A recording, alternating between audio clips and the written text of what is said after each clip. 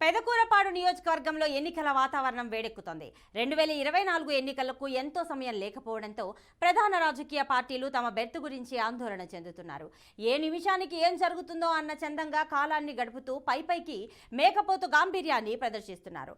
ప్రచార కార్యక్రమాల పేరిట ఇరు పార్టీల నేతలు జనాల్లోకి జోరుగా వెళ్తున్నారు.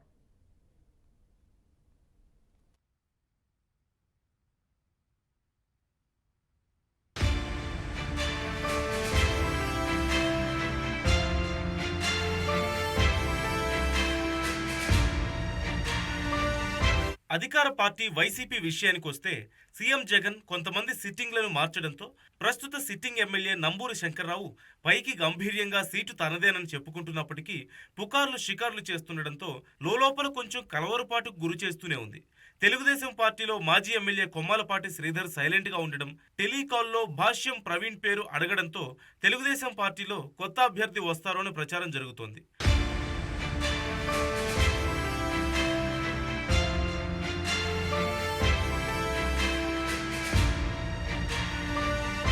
ప్రతిపక్ష పార్టీ టీడీపీ విషయానికి వస్తే మాజీ ఎమ్మెల్యే కొమ్మాలపాటి శ్రీధర్కు చాప కింద నీరులా వ్యతిరేక వర్గం ఒక ఎన్ఆర్ఐని పోటీకి ఉంచాలనే ప్రయత్నాలు చేస్తున్నారు.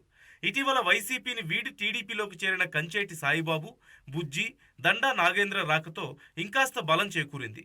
పార్టీని నమ్ముకుని కొమ్మాలపాటి శ్రీధర్ వెంట నడిచిన స్థానిక నాయకులు, కార్యకర్తలు అందరూ కొమ్మాలపాటికి టికెట్ ఇస్తేనే సునాయాసంగా గెలుస్తారంటూ, మరెవరికి సీటు ఇచ్చినా వైసీపీ గెలుపునకు దోహదపడుతుందంటూ బహిరంగంగానే అంటున్నారు. ఎమ్మెల్యేగా ఉన్నా లేకున్నా ప్రతి ఒక్క కార్యకర్తకి నేనున్నానంటూ భరోసా కల్పిస్తూ అందరినీ ఆపద సమయాల్లో ఆదుకుంటూ ప్రజల్లో మంచి పేరున్న కొమ్మాలపాటికి టికెట్ వస్తుందనే ఆశాభావం వ్యక్తం చేస్తున్నారు. కొమ్మాలపాటికి టికెట్ ఇవ్వకపోతే పార్టీ గెలుపు కోసం కృషి చేయమంటూ బహిరంగంగానే చెబుతున్నారు. టీడీపీ అధిష్టానం విషయానికి వస్తే ఆవేశాలను పెంచుకుంటూ పోయి చివరికి ఉసూరుమనిపించడం పార్టీ అధినేతకు పరిపాటిగా మారింది. చివరిలో అభ్యర్థులను ప్రకటించడం, వ్యతిరేక వర్గాలను నచ్చజెప్పి పార్టీ గెలుపునకు ఉపయోగించుకోవడం పార్టీకి పెద్ద మైనస్గా మారుతుంది. వెంటనే కొమ్మాలపాటి శ్రీధర్ను అభ్యర్థిగా ప్రకటించాలంటూ తెలుగు తమ్ముళ్లు కోరుతున్నారు.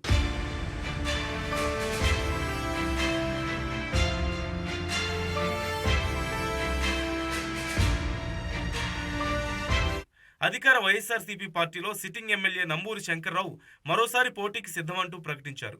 నియోజకవర్గంలో సుడిగాలి పర్యటన చేస్తున్నారు. కొంతమంది నాయకులు పార్టీని వీడి తెలుగుదేశం పార్టీలో చేరినా వచ్చే ఇబ్బందేవీ లేకుండా చర్యలు ప్రారంభించారు. అమరావతి, బెల్లంకొండ రోడ్డు పనులు వేగవంతం చేశారు. ఎమ్మెల్యేగా చేసిన అభివృద్ధి మరోసారి గెలిపిస్తుందంటూ గట్టిగా నమ్ముతున్నారు. పెదకూరపాడు నియోజకవర్గంలో అమరావతి, పెదకూరపాడు నియోజకవర్గాలపై ఇరు పార్టీలు దృష్టి సారించాయి. తెలుగుదేశం పార్టీ, వైఎస్ఆర్సీపీ పార్టీ అభ్యర్థుల విషయంలో అధిష్టానంపై భారం వేసి ముందుకు నడుస్తున్నారు. మరో వారం రోజుల్లో అభ్యర్థుల విషయంపై క్లారిటీ వచ్చే అవకాశం ఉండడంతో పార్టీ నేతలు ఎదురు చూస్తున్నారు.